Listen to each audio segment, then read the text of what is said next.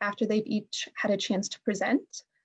When applicable, please feel free to add who your question is directed toward. You're also able to upvote questions that other people are asking. You can also use the chat function to share comments, articles, or other relevant information pertaining to the panel topic or to what a panelist is discussing. And if you'd like to see the closed captioning, please hit the CC button at the bottom of the Zoom. We will also share a link where you can see the transcript as it is being created and adjust font size and color. Our graduate student organizer team will be monitoring the chat and Q&A during the webinar to answer any general inquiries pertaining to technology, support, or the GCWS. And so without any further ado, please join me in welcoming our panelists. We will begin with Dr. Laura Nelson. Dr. Laura K. Nelson is a computational social scientist with more than 5 years of experience successfully designing, managing, and analyzing large-scale data projects with real social impact. Dr. Nelson is an expert in using computational methods, including machine learning, natural language processing, and network analysis to discover actionable insights about the social world via large-scale data sets with impact in both academia and in industry.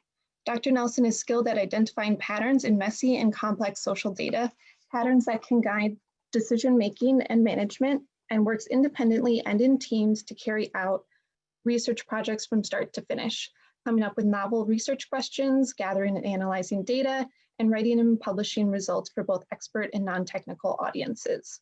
Dr. Nelson's research has addressed questions around gender equality, entrepreneurship, and collective action. And so here we go with Dr. Nelson. Thank you. Let me figure out the share screen.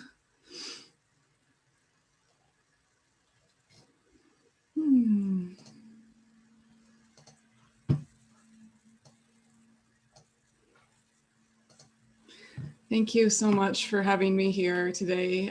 I feel a little bit weird, to be honest, talking about teaching and pedagogies and teaching Python and computational methods in particular, given that people are dying in the streets right now. But here we are, we're gonna go for it. It's a somber mood, but I'm ready to talk about pedagogies of resistance.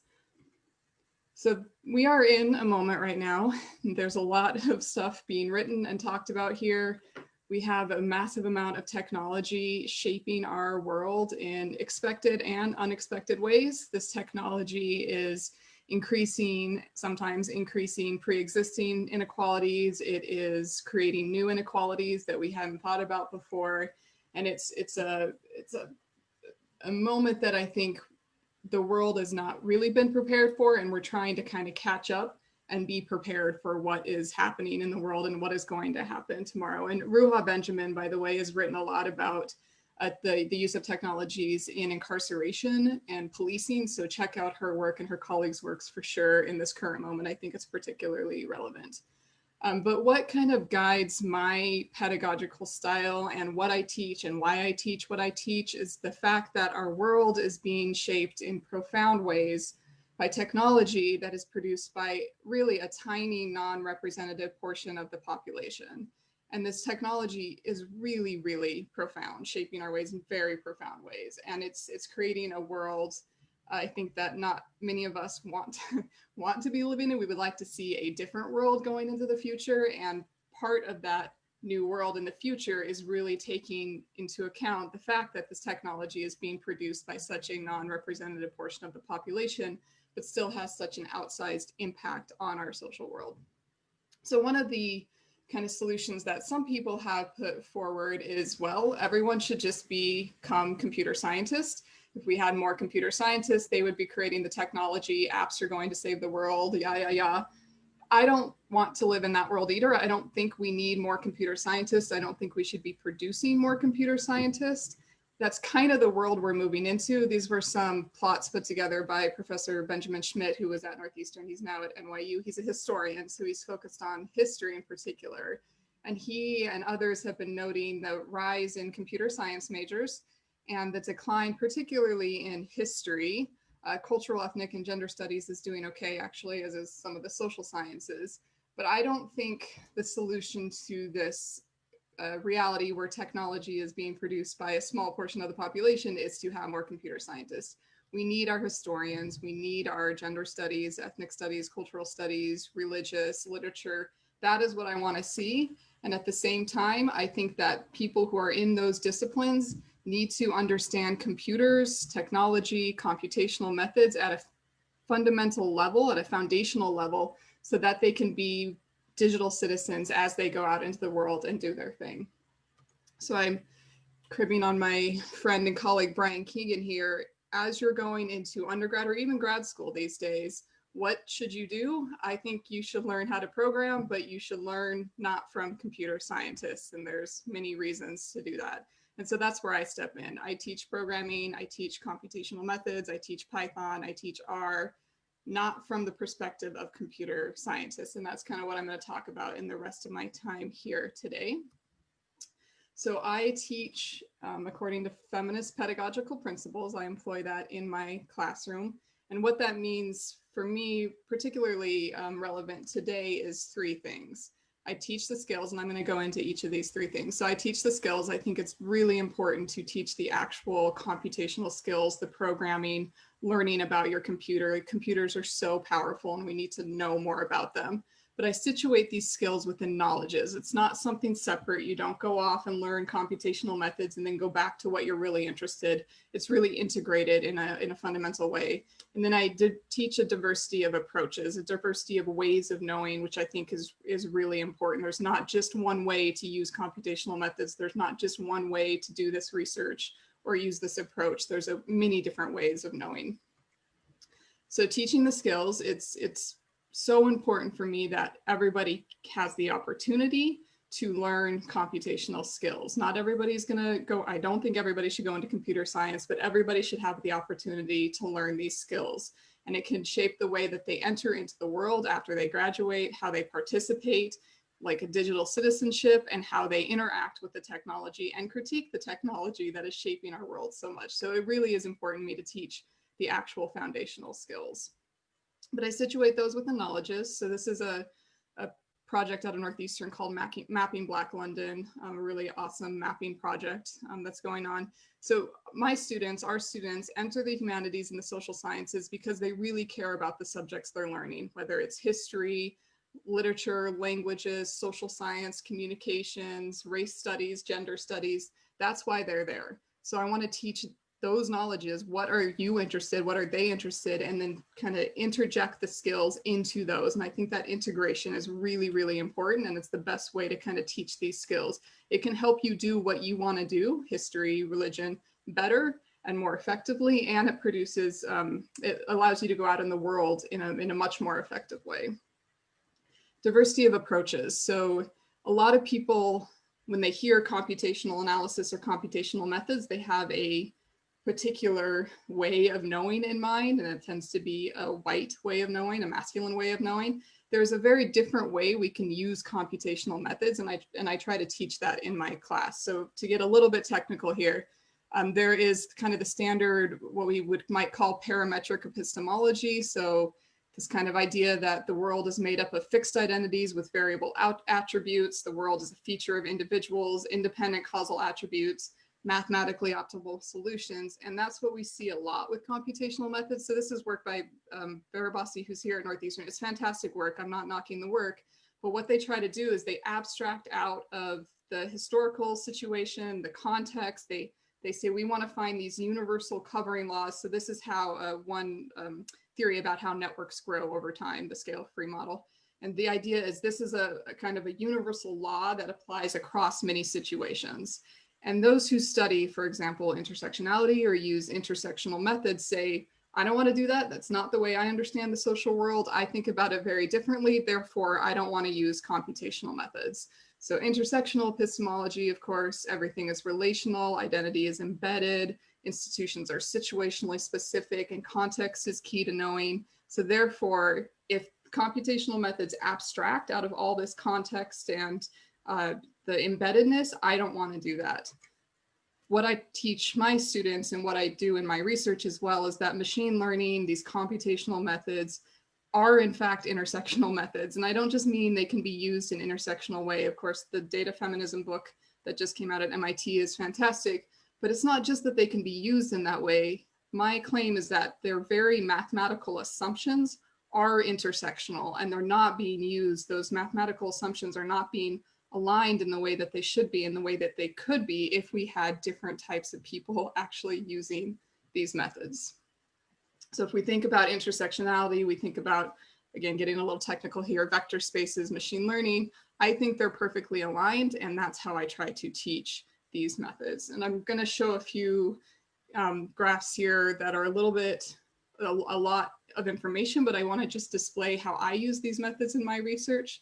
So I used computational methods, a technique called word embeddings that looks at words in high dimensional space to see relationship between words on 19th century US narratives. So these are a diverse set of narratives from the US South in the 19th century, ex-slave narratives, soldier narratives and such. And I did a word embedding model on it.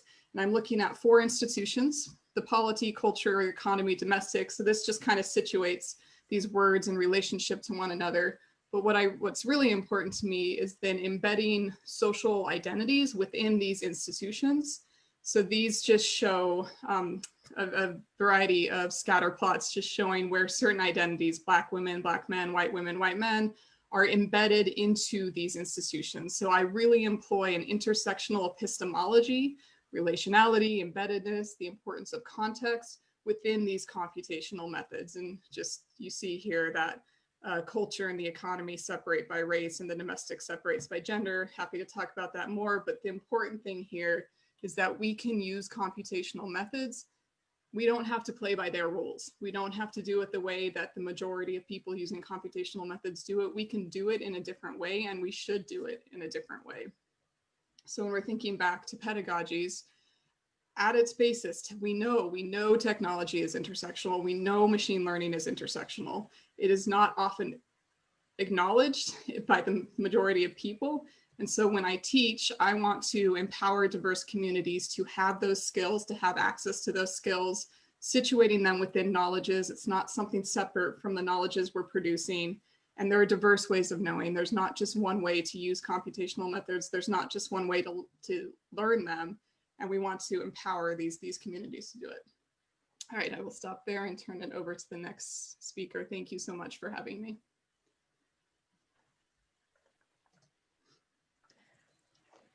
Okay, thank you so much for that. We're going to move on to Dr. Brooke Foucault-Wells, who is an associate professor in the Department of Communication Studies and a core faculty member of the Network Science Institute at Northeastern University. Combining the methods of computational social science and network science with the theories of communication studies, Dr. Foucault-Wells studies how online communication networks enable and constrain behavior, with particular emphasis on how these networks enable the pursuit of individual, team, and collective goals. So I'll turn it over to her. Thanks, Annalise, and thanks to all the student organizers here today. I don't know if you folks out in the audience can see them, but there's a whole bunch of people who are making sure this whole thing works. Yes, and thanks to the audience. To echo what Laura said, we're all sort of managing multiple traumas right now, so I appreciate you offering your time today and hope that we can make something productive out of it. As Annalise mentioned, I am a faculty member of the Network Science Institute. Laura teed me up beautifully by showing my colleague Lasso Barabashi's way of thinking about the world with this kind of abstraction into core principles that allegedly apply universally. So that's largely the world in which I sit, and that's the world in which I'm going to speak from today. So as I was preparing this talk, as you know, there have been a few iterations because we've had cancellations and reschedules.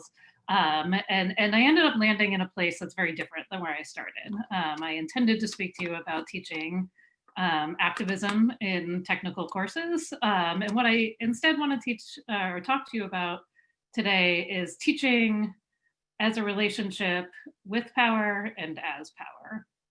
So amongst all the other things that we're all doing this summer, faculty have been asked to radically revise all of their courses, which is unfortunate in a lot of ways, but also a welcome opportunity to rethink how we're structuring our classes.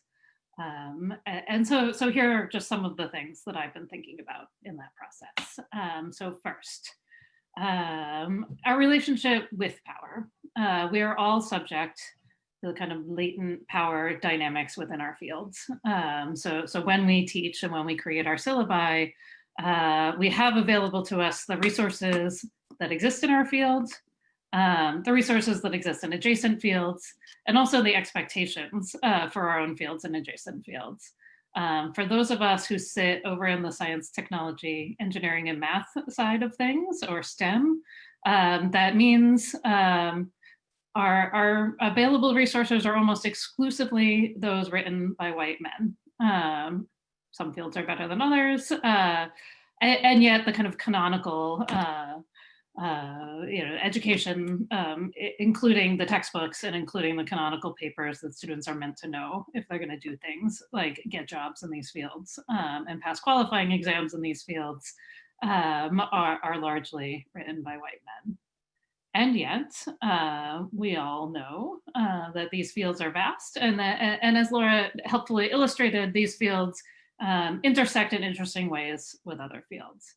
And so one of the things one of the modes of thinking I've rejected as I've revised my syllabus is that we just can't move away from the canon, right? So if I'm going to teach an introduction to network science, I need to be teaching all of these white men authors. I think instead I've been taking a more yes and approach, right? Perhaps we need to have foundational readings that were written by dead white guys, as we like to say. And at the same time, every other thing in our courses can be something else, right? So taking a page from Yvette de Chavez and her Decolonize Your Syllabus, I've been thinking very critically about every other thing that can move, right? So if we accept that we have to include some canonical literature from white men, move every single other thing. And now here is where I'll talk a little bit about how I incorporate, research on activism in my network science classes. So as many of you may know, I recently released a book called #Activism that looks at the dynamics of activism by marginalized folks in particular on Twitter. So to no one's surprise, this gets infused throughout all of my courses. And we emphasize data sets and working with data sets that are generated by and about Black and Brown folks throughout all of my courses. And again, we're applying methods developed by white men, but we're applying them to data sets and realities lived by Black and Brown folks. So in doing this, we're able to open up conversations about whether and how those methodologies digress when we apply them to these other kinds of people that aren't often thought about in the STEM fields. In case in point, these kinds of power law structures that Laura helpfully illustrated for you, they don't tend to apply well in Black activist networks, right? And so this becomes a really key educational moment for students. When we say, how can we have something that purports to be a universal law of growth in networks, and yet when we look at the actual facts of how things are growing in these networks, we find a really notable exception. We find a very different growth pattern in these networks. And that not only invites a conversation about the networks and the methods themselves, but also a conversation about the broader context of what is true and not true about science, right? So we then become critical consumers of our own field through the act of applying the methods more broadly. So to that end, I suspect many of those in the audience are not in teaching in STEM disciplines. And if I could call you to action as well, if you are not a STEM teacher, there are ways that you can still infuse STEM concepts into your fields. And I ask you, as someone who sits kind of at the helm of the admissions process in a PhD granting STEM program, we need more folks who have degrees in history. We need more folks who have degrees in women's studies. We need more folks who have degrees in art. We need them to be applying to our programs, because until they apply and until they demand change, we are not going to change. So I would like to imagine that we will change inductively on our own. And there are, to be fair, some good conversations happening there. But it is not until the students come and demand that things like critical theory receive equal play to our coding lessons that kind of structure is actually going to exist. I think we're doing okay at that sort of thing in the Network Science Institute, but we're not doing great. We could be doing better. And I don't think that there's any institute in the world yet that's really doing this as well as they could be. So how can you infuse STEM into your curriculum, right? So of course, one way to do that is to teach coding and to teach statistical analyses and machine learning. But that's not the only way, right? So admittedly, many of us don't have those skills. And it's not incumbent upon every scholar to develop those skills. We all have our own areas of expertise. But think about this kind of drawing in of examples. So in my case, I need to draw in examples from marginalized groups because they're so underrepresented in my field. If what's underrepresented in your field is quantitative and technical work, draw in examples from those. And there's really lovely examples. So the books that Laura mentioned, I'd also say, our own consortium member, Moya Bailey, does amazing work in the digital humanities and digital feminisms in particular. So if you're teaching those classes, you could draw on her work. There's Catherine D'Ignazio's work, Data Feminism, along with Lauren Klein. And again and again and again, we can, circulate a long list of books that speak to history or speak to women's studies, speak to English, and so on, that have these technical elements in them. So ideally, we get to a place where those things coexist in every program. But until we're at that place, I beseech you to do some of this cross-pollination. Because right now what's happening is we're letting the people in STEM be the gatekeepers to STEM.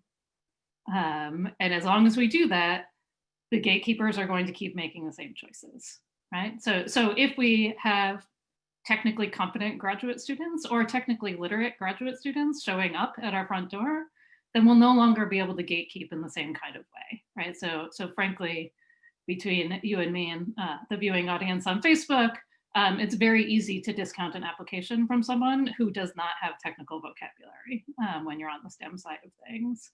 But if someone arrives with technical vocabulary, then suddenly it's a lot harder to discount those applications because they are sort of us and among us. So let's create, the vision, my vision for the future on how we kind of subvert the power structures in STEM is that every institute has sort of in equal measure more critical and more technical staff and students and faculty. Until that's the case, let's do some cross-pollination so that we can meet each other in the middle. Okay, so on the flip side, our relationships as power. This is what I've been doing most of my summer. So I've spent a lot of time thinking about, I as the instrument of oppression or of liberation at my institution, I am the face of those things to my students. What can I be doing that's different than what I was doing in order to create a more liberated space for learning and for the students in general?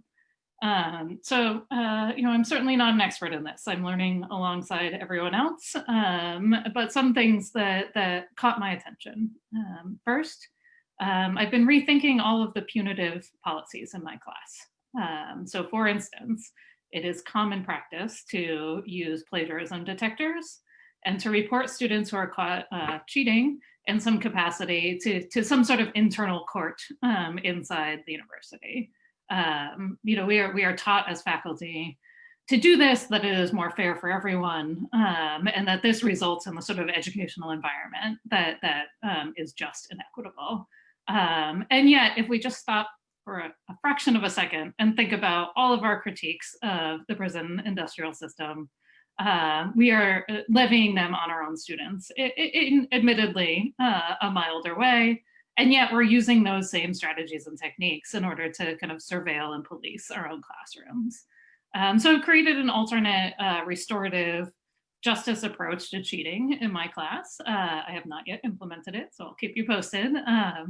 But instead of immediately reporting folks to some outside entity to deal with some kind of punitive justice, we will work on identifying the origin of the alleged cheating and handling the consequences. So some of the examples I've listed for my students are, if you are caught distributing exam questions on the internet, that is certainly a harm to me as the faculty member who then has to write new exam questions, and likely a harm to your fellow students who then have a disadvantage if some students moving forward have access to the questions and other students don't. So we shall meet as a class and as a faculty and discuss appropriate consequences, which might be something like you writing new exam questions, right? That then will be privately held by me and used in subsequent semesters so that everyone has an equal chance at those exam questions.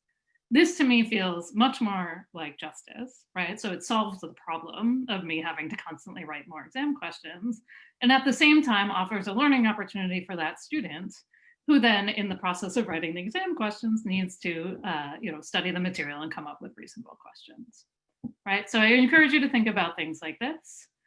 I also encourage you to think about similar practices and processes around attendance, particularly in COVID. Can we imagine a world in which attendance is not compulsory? And how might we accommodate students who need more space to think and learn this semester? I would also, of course, encourage you to think about accommodations. So accommodations need not be limited to the structures of formal, certification of need. And instead, we can trust our students to identify the accommodations that they need for effective learning. Last but not least, I'd be remiss not to talk a little bit about this kind of toxic culture that's emerged around an equivalence of, or a false equivalence between the freedom of speech and the freedom of oppression, right? So in our classrooms, we have to manage deliberation, right? So deliberation and disagreement is encouraged, oppression and bullying is not. So to the extent that some of you are more junior scholars, I would encourage you strongly to remain, or retain your power in this particular case. That is often hard, especially speaking for myself as a younger faculty member. It was hard to reinforce or to enforce this kind of rule, right? So and to police or to monitor when things had crossed the line between reasonable deliberation into bullying or oppression. So we do not need to allow oppression in our classroom, and not doing so is not a violation of freedom of speech. You get to set the terms of how deliberation and debate happen in your classroom, and you get to remind students when they've crossed those lines. This is hard, and my best advice, if you're doing this for the first time, is to seek institutional allies who can support you as you're required to come in and make adjustments in these particular kinds of interactions. So I'll stop there, some food for thought, and I look forward to the Q&A.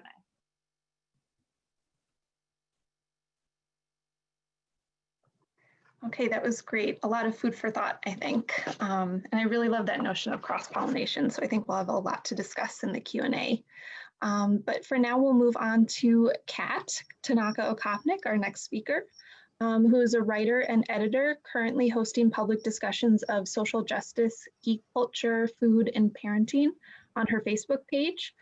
She can also be found at shadesbetween.com and on most social media platforms as @KT Okopnik. Her ongoing major project is called the Dictionary of Social Justice, and I will turn it over to her. Hey, good morning, everybody, or assuming you are in this time zone. This morning I was completely confronted with the fact that I am not in the East Coast where I expected to be. It's a little bittersweet being on a Zoom conversation about this. I'd looked forward to being in person in Boston, in a town I really love. And so when I begin these talks, I usually try to begin by doing an acknowledgement of country. which is a little complicated when we do it on Zoom. So I'm just going to, instead of doing a formal call out to the various traditional stewards of the lands we're all residing on, remind us that most of us are here in a settler colonialist context, and it really matters when we're discussing pedagogies of resistance.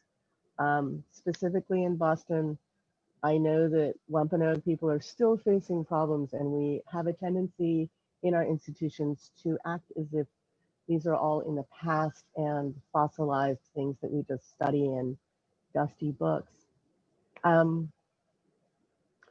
So having started with there, one of the things that I think we don't always ask ourselves when we're in teaching modes is, what is the goal of my teaching?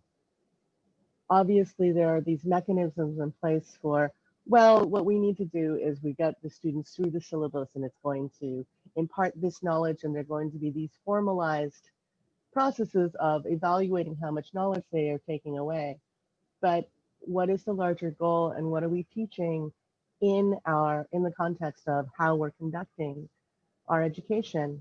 And as our previous speakers have mentioned, and I'm sure we'll continue to talk about, there are lots of things in institution that are formalized: plagiarism, cheating, institutional knowledge, credentialism. And in a system right now where we are currently facing a whole lot of, I'm just going to flat out call it burgeoning fascism, it becomes really important that we make decisions individually and as institutions about how much we insist on credentials being paramount over how much we talk about collective knowledge and about individual exploration in the context of academy as how we learn about these things and how we impart these things. There's so many ways to do this. Institutional learning is a powerful tool. It's a great way for many marginalized people to actually get access to the halls that they need. It's also true that for generations, PhDs of marginalized communities have been denied opportunities that people without high school graduation certificates have achieved when they're part of privileged communities. So being mindful of and not denying the lived experience and realities of our marginalized participants is really important. And for those of us who are academics of marginalized communities, I affirm your differing experience compared to what you have been taught to believe and expect. Many of the other things I'm going to discuss are things that are very difficult to do without institutional support. They will be imperiling those of us who are more marginalized and precarious. This is why unions of adjuncts and other grad student unions are so important. And it's also an opportunity to teach our students who are not aware of the history of labor some of the important things about this. It sounds like a sideline to teaching. I think that a lot of what needs to be taught is holistic. So in the context of the work I do on Facebook, Holding Community, there is a list of 10 things that it's just called the 10 things that I post and repost often. I'll put it in the chat dialogue in a moment. And what that does is it creates the context for conversation. And specifically, codes of conduct are often written in very neutralized language, as if that would even the playing field. And they do not protect marginalized people in those cases, and they get used in ways that are weaponized against marginalized people when they're neutral. I'm in my capacity as a code of conduct consultant, always on the side of being explicit that what is being made space for in a community, in a group, in a gathering is protection for traditionally marginalized people, historically marginalized people, so that the classroom or the convention or the conference does not become overrun by people who are repeating the things that are already common knowledge and are already part of the systemic cycle of speaking over people. This is particularly a thing I notice in academics, young non-male academics of color getting spoken over by people with more privilege, societal privilege than them, despite the classroom hierarchy of dominance. And it is a problem that can somewhat be mitigated by setting out these parameters to start with. A lot of young teachers are taught things like, oh, you know, let's dissolve the hierarchy between students. Let's sit down in a circle and everybody refer to each other by first names and all these things. These are great, except that they can be ways of disempowering people who need to be an authority in challenging situations. So I encourage those of you who are new to your teaching tracks to think about who is giving this advice and what standardized societal systemic supports that they have that they may not be aware of, so that they are offering you advice that is about de-hierarchicalizing a distinction between them and their students, or maintains a hierarchy that society will provide for them that maybe you cannot afford to lose. And going back to discussions about reparative justice, restorative justice, and teaching expectations, many of us come from very, very individualized teaching and learning contexts where students are expected to work independently. One of the key factors in effective resistance is people learning to cooperate. And it's always a challenge. We always have the stories about group projects that don't work well. And there's a question of what is being taught by the group project and what are you discouraging? We talked about closed questions and having questions that are confidential until the moment of the examination. This is one method of teaching. It certainly has validity in a lot of assessment of a student's ability to produce knowledge gained through the course. But that's not the way we normally handle things in the world these days. People can just go online and look things up. And some of this is important. Some of this is about learning how to evaluate what knowledge is coming into you. And when we talk about resistance, I think it's important to consider the impact we can have on our classrooms in teaching people how to conduct themselves in their daily lives so that they are more able to be effective allies, to be standing up for themselves, to be standing up in community, to be reaching across. And in those cases, what are we teaching our students and how are we approaching these questions? Making that actually a central concept in the way you teach may change the way you teach. I'm delighted to hear other people talking about the needs of students on Zoom and in this pandemic period where attendance and other things can become really difficult. So I could get a handle on how much more time I have. I'm so sorry. Meanwhile, I think that we are in a time of great opportunity as well as great peril. And so I hope that we can work together to make things a little kinder. When my other project that I haven't talked about, I do an etiquette for social justice, but I'm also writing a series of recipes for kindness because it's nice to get people to be able to just relax and take a moment in the midst of all of this turmoil. And is your class a place of stress or solace? And I look forward to hearing from other people. Thank you so much, Kat. That was amazing. I'm so excited to discuss further in the Q&A about restorative justice practices in the classroom. But for now, we will move on to our final panelist, Brandy C. Williams, who is a recent MA graduate of the University of Maryland. They are an incoming English PhD student at the University of Chicago and work on pre-modern critical race studies with an emphasis on Black feminist theory, particularly intersectionality.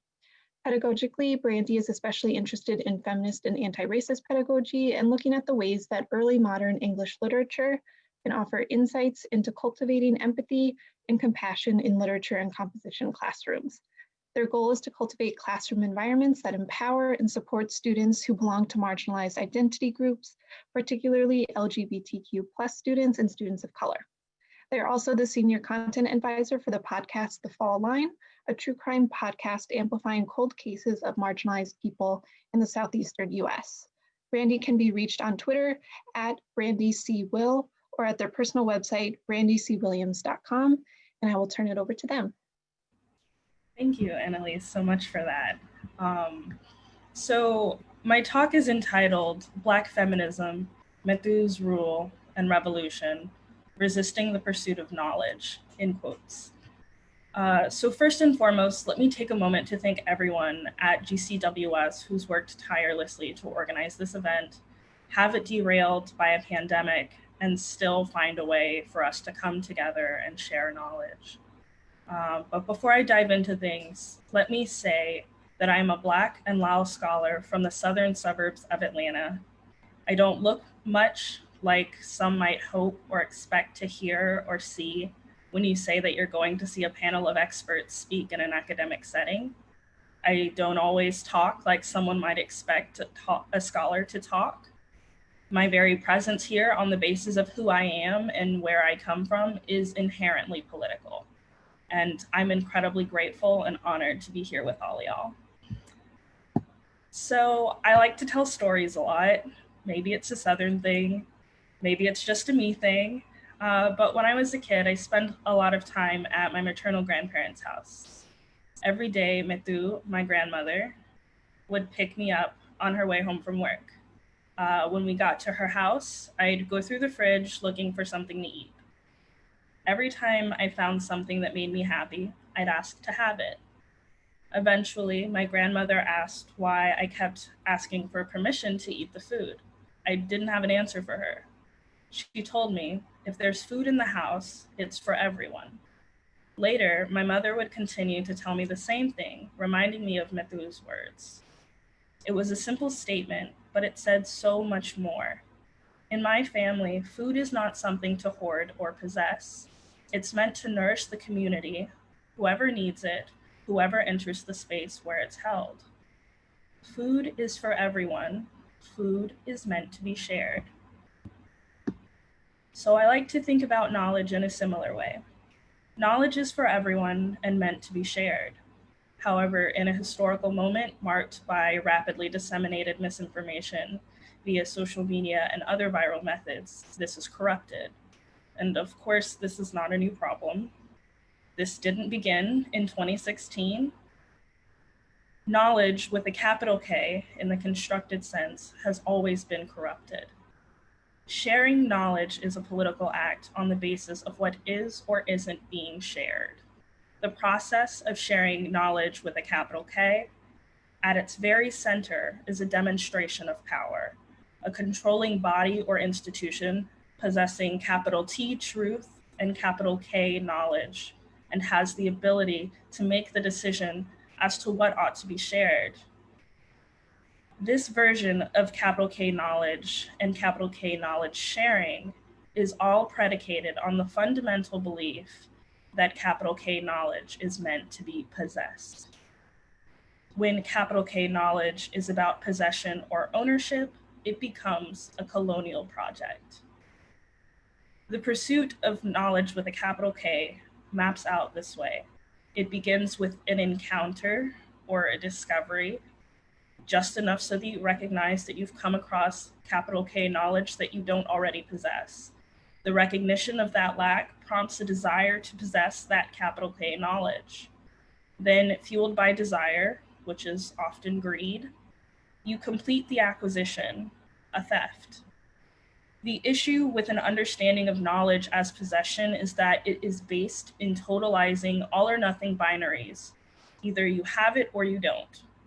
And this is fundamentally at odds with the principles of Black feminism as outlined by the Combahee River Collective. So for those of you who aren't familiar, the Combahee River Collective began meeting in 1974 to address the unique forms of oppression that impact Black women, especially Black lesbians, along lines of racism and sexism and homophobia. In 1977, founders Barbara Smith, Beverly Smith, and Demita Frazier penned the Combahee River Collective statement outlining who they are, the genesis of Black feminism, what they believe, problems in organizing Black feminists, and Black feminist issues and projects. So when I was first approached about speaking on this panel, I was excited first, and then I was confused. I wondered what could qualify me to speak here today. I wondered what a graduate student with only 3 semesters worth of formal teaching experience had to offer everyone. My gut reaction was to question why I deserved to be here and compulsively hold myself against a rigid set of standards that, no matter how you look at it, I simply don't meet. But then I thought about it a little more. I am firmly incompatible with those standards, and that's fine. Actually, it's ideal. I should be a direct challenge to them. So I thought about all the ways that I had taught before, from adult education with the refugee resettlement organization that resettled my family, to leading class discussions, to going over study questions with Mitu for her citizenship exam, to sitting down with my stuffed animals and teaching them to add or tell time when I was 3. I have carried and shared knowledge my entire life. But because of the way that capitalism has been so deeply integrated into our lives from the moment that we enter this world, I found myself trying to calculate my value based on what I had to offer, trying to quantify it, because my knowledge doesn't all come from things that I've read or studied from the most prestigious or canonical sources. Sure, I might know some of those things, but there's plenty that I don't know. I still don't know all of those fancy German philosophers. I don't think I know Hegel from Heidegger, from Nietzsche, which I recently learned to pronounce. I still don't know the difference between ontology and epistemology without looking them up. I still don't know what people mean when they talk about Shakespeare's oeuvre. But by one set of standards, that makes me uninformed at absolute best, or unworthy of dignity, respect, or humanity at worst. After that knee-jerk reaction, I realized that my knowledge is different from the knowledge with a capital K, that those standards validate. My knowledge comes from life, my encounters, my experiences, my interactions. My best work is my most personal, and that isn't the damning thing that capitalism would have you believe that it is. But again, this isn't a new idea. Black feminists have consistently acknowledged and valued the personal as a political intervention. In their statement, the Combahee River Collective make the following observation, quote, "There is also undeniably a personal genesis for Black feminism. That is, the political realization that comes from the seemingly personal experiences of individual Black women's lives. We had no way of conceptualizing what was so apparent to us, what we knew was really happening," end quote. Black feminism is rooted in the validation of Black women's experiences, particularly Black queer women. This investment in Black women's liberation comes from necessity, from neglect by anti-sexist movements that center white women and anti-racist movements that center Black men. The statement continues, quote, "It is obvious from the looking at all the political movements that have preceded us that anyone is more worthy of liberation than ourselves. We reject pedestals, queenhood, and walking 10 paces behind. To be recognized as human, levelly human, is enough," end quote. The political goal of Black feminism is to liberate the people who occupy the most marginalized subject positions in society. By liberating the most oppressed, we are all liberated.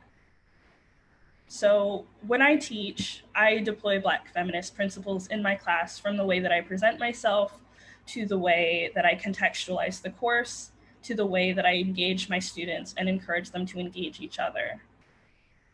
I do a spiel where I talk about who I am, where I'm from, where I grew up, the kind of things that I used to see, very mundane seeming conversations, just because I want them to get a stronger sense of what I'm bringing with me when I walk through the door, because I want them to understand that my humanity can't be divorced from whatever I'm doing or teaching in that moment. So we talk about what's going on, if there's something going on, something we're privy to. I ask them something like, hey, what did you hear about? Any new things happening in your life, on your Twitter feed, on whatever, Instagram or something? I ask them these questions that they might be more willing to answer than, you know, what are the rhetorical devices that you use most in the last 24 hours? Things of that nature. So pre-pandemic and other active global crises, I never had an attendance policy. I've never had a technology policy that bans everything with a screen. My rule is always, if it helps you, I want you to have it. You don't have to clear anything with me or the Disability Services Office on campus or anything like that. If you have other needs, other accommodations that I can provide, I'm glad to do that work. But I think the most important bit of this is that I don't make assumptions about who my students are, about where they come from, or what they know. So because of this, I administer a short questionnaire and I ask them for some key information. What is the name that they want for their classmates and me to call them? What pronouns do they want their classmates and me to use in reference to them? What experience do they have with writing? And I list examples of any kind of activity that involves putting words together, just to get them to think about writing in a more capacious way. And to not take for granted the ways that they write in their daily lives outside of writing 5-paragraph essays, as so many are taught to do. I want them to understand that there's value in the different types of knowledges they possess. And I want them to understand that everyone has something that they can offer and that's something that we can all share with each other. So the other piece of kind of really important pedagogical moves that I make on the first day of class is that no matter what I'm teaching, I have always and will always continue to remind my students that our class is a community. And while the structure of academia consists of layers upon layers of hierarchy, which I talk about a little bit with them because the university is likely not giving them that information and many of them aren't privy to the sort of bureaucratic structures at play. But I try to empower my students as much as possible. And while it may not be possible in this system to entirely abolish the imbalance of power between instructor and student, it is possible as the instructor to make your knowledge apparent. The class, the course is just as much theirs as it is mine. I let them know what's available. I let them know what's at stake, but the decision of what to engage is still theirs too. As the collective note, quote, "We're socialists because we believe that work must be organized for the collective benefit of those who do the work and create the products, and not for the profit of the bosses. Material resources must be equally distributed among those who create these resources," end quote. Just like the food in my home, in Mithu's home, whatever knowledge I have is available for everyone. The caveat here is that the knowledge must serve an actionable purpose. When you seek knowledge, ask yourself a few questions. Do I need to know this? Why do I need to know this?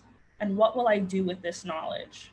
If your pursuit of knowledge doesn't culminate in an action, there's an almost definite possibility that your pursuit is just a contemporary colonial project. You haven't pursued knowledge, you've pursued possession. So about a month ago, I was sitting on my couch watching the season finale of RuPaul's Drag Race, All-Star Season 5. Per each finale, RuPaul asked each queen why they should win the title. When it came time to respond, Shea Coulee led with the following statement, quote, "My drag, in its purest form, is a love letter to Black women," end quote. Even though it's been weeks, the statement still occupies my mind. My work, at its core, is a love letter to Black women. As the Combahee River Collective note, quote, "Our politics evolve from a healthy love for ourselves, our sisters, and our community, which allows us to continue our struggle and work," end quote. As always, this is for me, for those before me, and for those who will come after me. Thank you.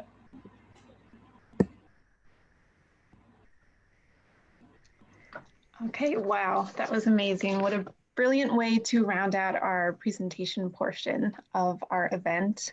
And I'll just echo all the finger snaps in the chat box for Brandy.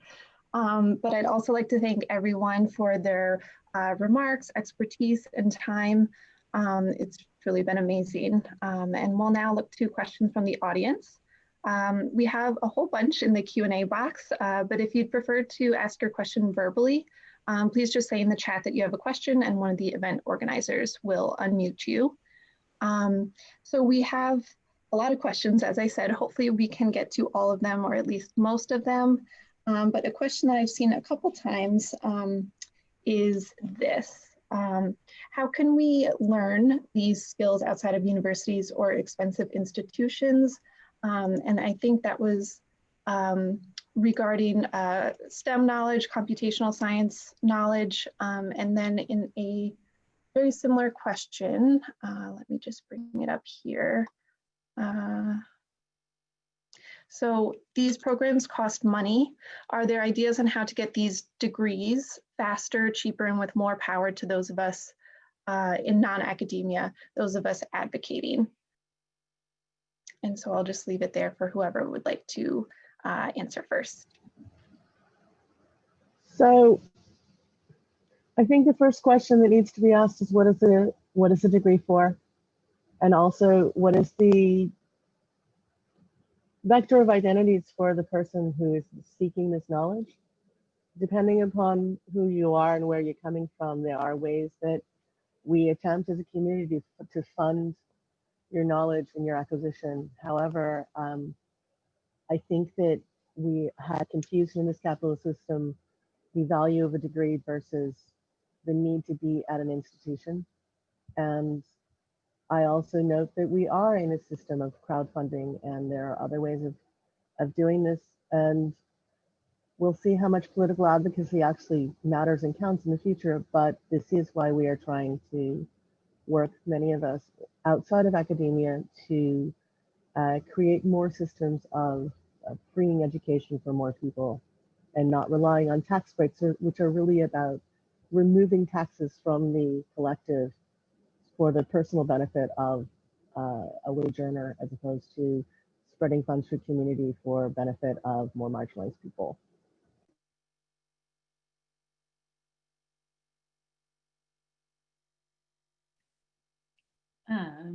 That is an excellent answer. So it's hard to follow.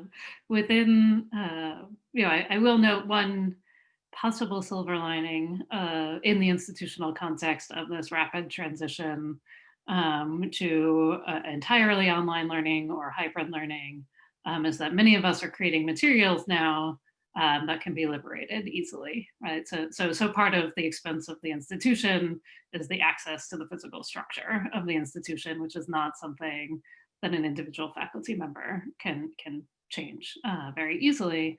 But when we remove those institutional requirements, or the physical structural requirements, then it becomes much easier to distribute. So I have already seen folks whose semesters have started are posting materials sort of freely available.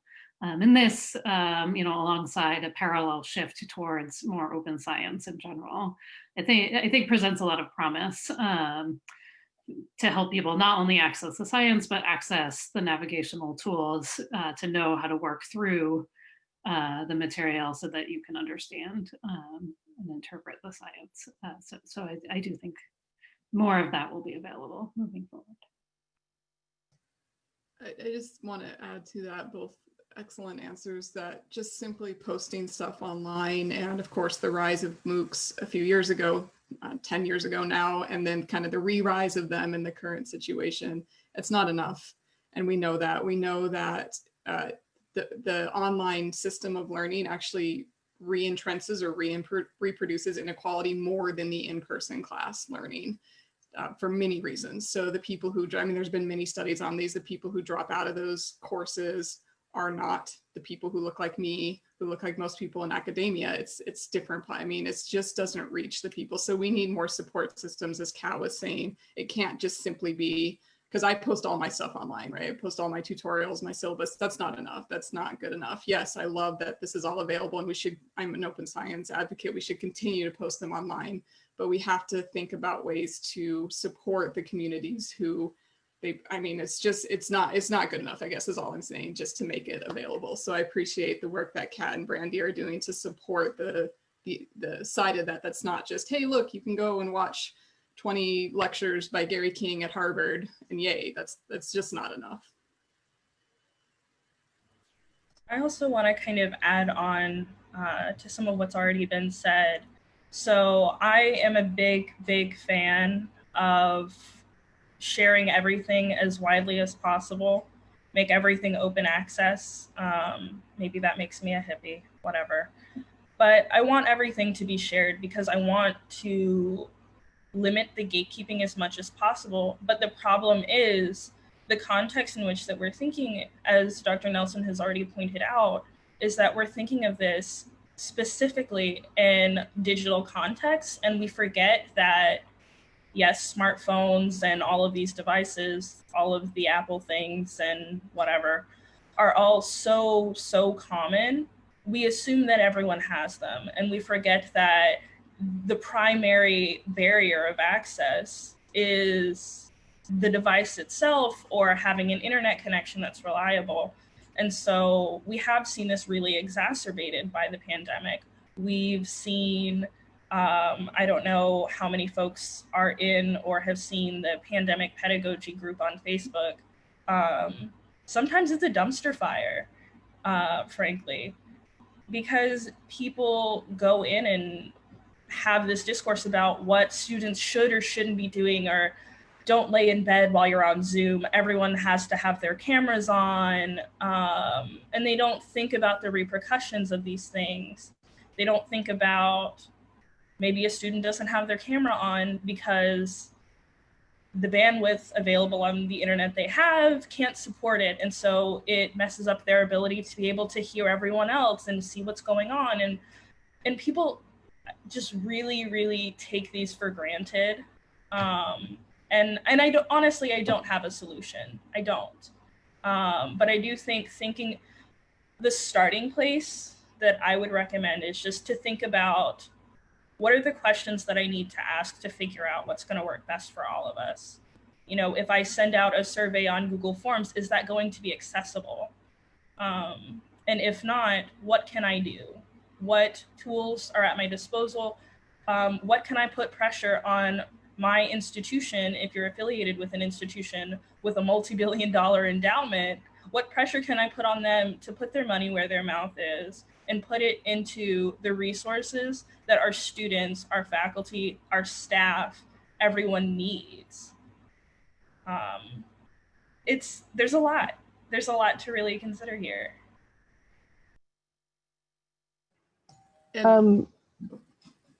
Please go ahead. I just wanted to throw a shout out to community colleges. They are wonderful. Their resources are fantastic. So if there's any policy implication from this that I would draw, it's fund our community colleges. They are so important. So please, Congress, fund those. Following on to what Brandy said about institutions and endowments, I think that one of the things I haven't seen anybody discussing is that when the students have to be learning remotely, it is entirely possible for the universities to turn their funds into, instead of the infrastructure things that normally happen during the year, students need laptops. Often it's the responsibility of the student, but marginalized students are much more at risk about this. In families that are precarious, they are sharing their resources with other family members, and now we have all the kids in the family also using those laptops during the day to be distance learning. And so there are lots of challenges happening. Institutional supports for increasing bandwidth and improving technology access to students is a thing that should be considered and automatic right now within our pandemic context. And I have not seen it from anybody anywhere. If that's not true, I'd love to hear about this, because this is one of the things I do, is spreading the knowledge. And also the thing that's happening right now is that many of us in our various pursuits, including myself, have not learned enough about revolutionary thought and all the other things that would invite us and empower us to be resisting more effectively. So we've had decades and decades of this in the US that have been buried. The ways that we've been taught about what's happening at places like Occupy and CHOP or Chaz, and the things that we hear about what's happening in Chiapas or Rojava, all these places, this knowledge is out there. It can be gained, it can be shared, and it's a thing that I invite us to get out of our little fiefdoms and our protected places and our places of gatekeeping and knowledge sharing, to seek out who else is being unheard, who is being shut out, who needs to be uplifted, because it can't just be Brandy doing this as a living embodiment of what's happening. And the work is so much put upon women of color, of non-male people of color to do this work, but it has to be shared by everybody, or we are going to be exhausting people.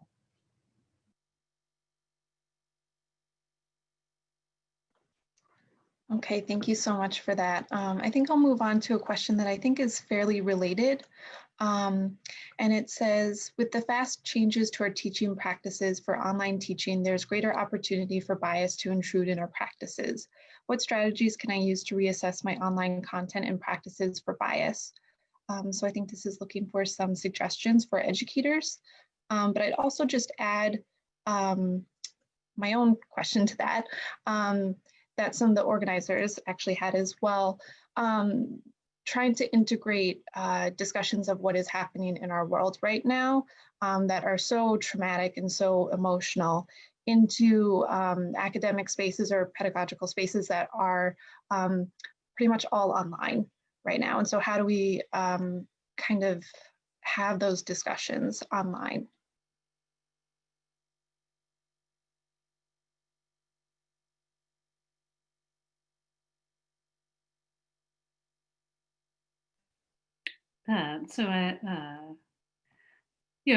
This is, as I mentioned in my comments, it's simultaneously a time when power and bias gets re-entrenched, and also where we have this opportunity to revisit.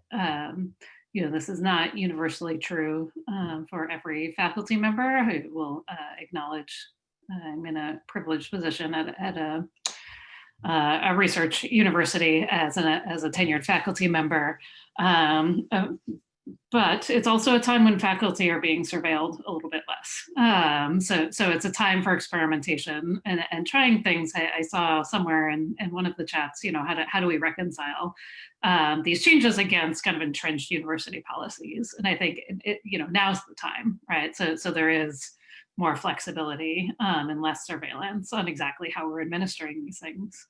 And successful examples then can be used, kind of fed into changing those institutional policies. So I don't want to undercut the very real re-entrenchment of marginalization and disadvantage that's happening right now.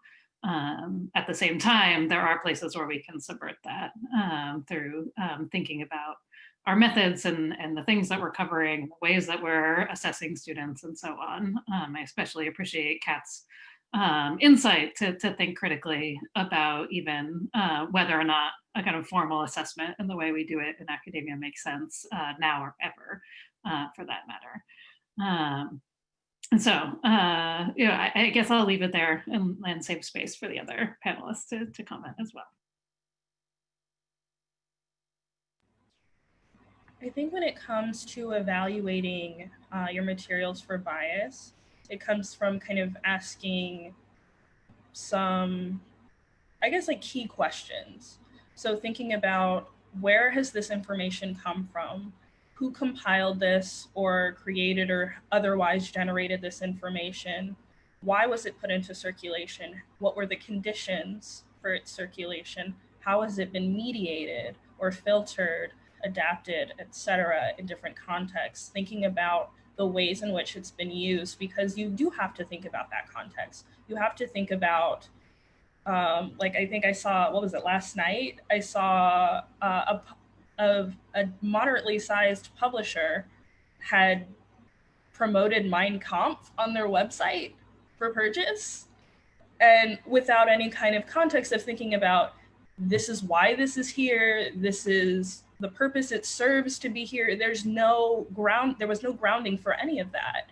And when you do things like that, you harm everyone in the process.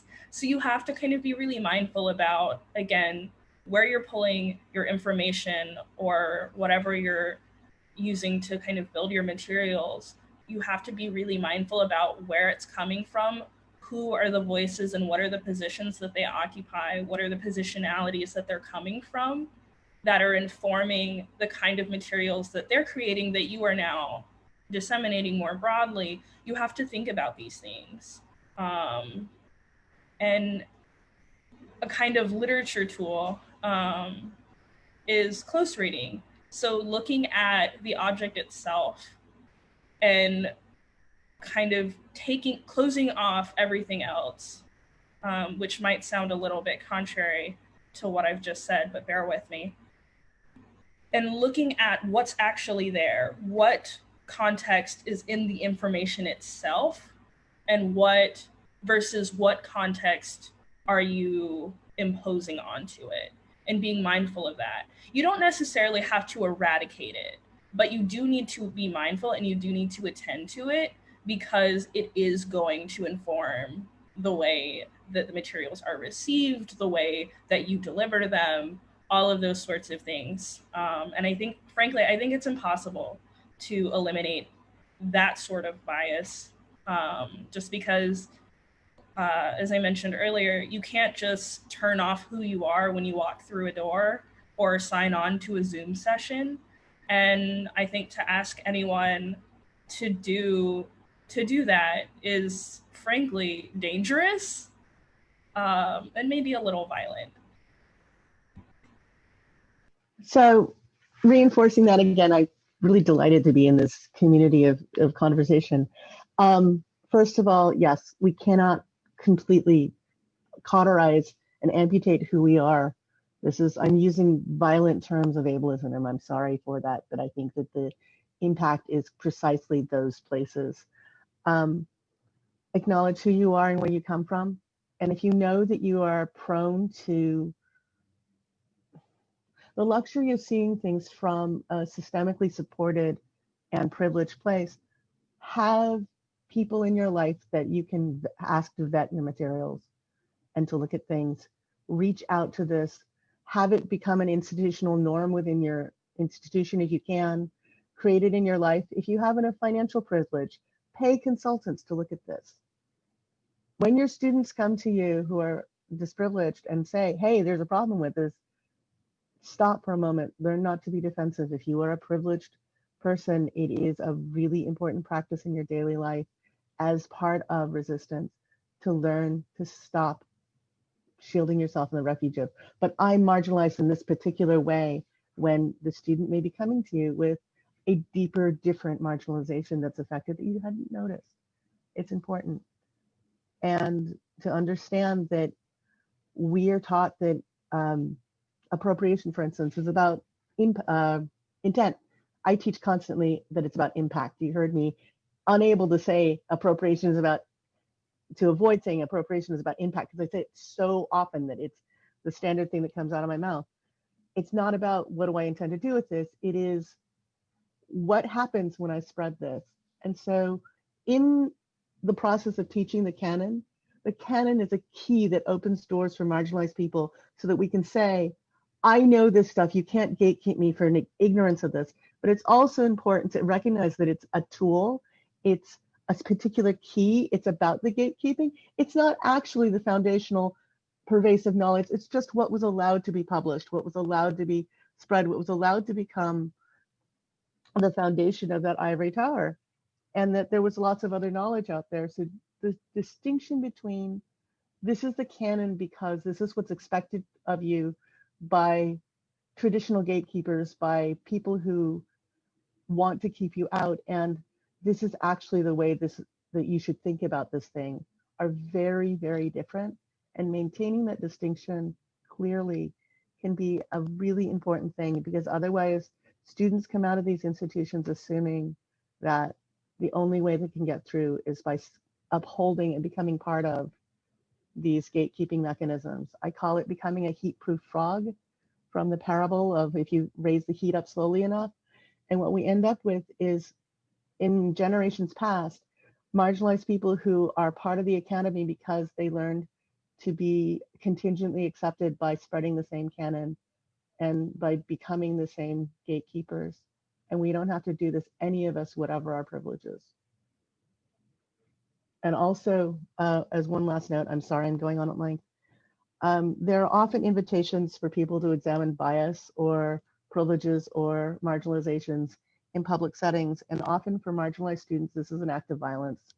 It forces us to act like we are privileged in places where we know we are much more marginalized.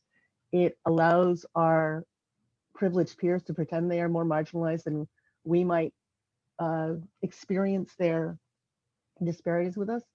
And also in this age of Zoom and other internet notes, I would encourage people to remember that our very backgrounds behind us reveal who we are. Many of us try to anonymize as much as possible. It's not possible for every student to manage that kind of anonymized background. And when we are in our homes and showing our elegant, beautiful homes, it can create, without our saying anything, a sense of disparity, of hierarchy, of inadequacy in students who are already feeling precarious. I mean, the dark wall behind me evokes a thing that is not about having the pale walls of a rental.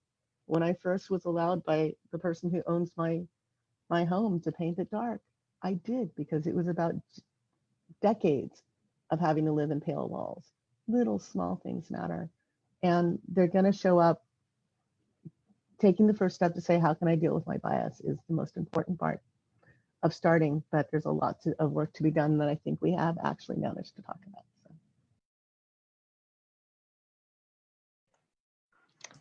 Thank you so much for that. I'm mindful of the time. It is now 11:30, but perhaps we can just have one last question and we can do it very briefly.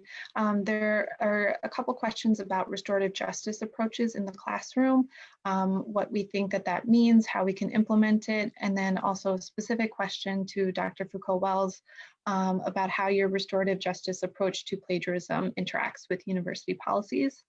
And then unfortunately, I think we're going to have to leave it there after we have those answers.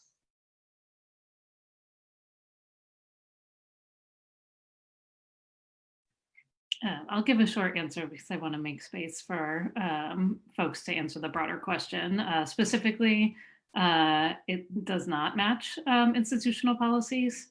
We are supposed to report people to the sort of equivalent of the internal police. And as cisgendered white woman who has tenure, I think it's incumbent upon me to defy that policy because I can. So I do, and the hope is that makes space for other people to do so as well.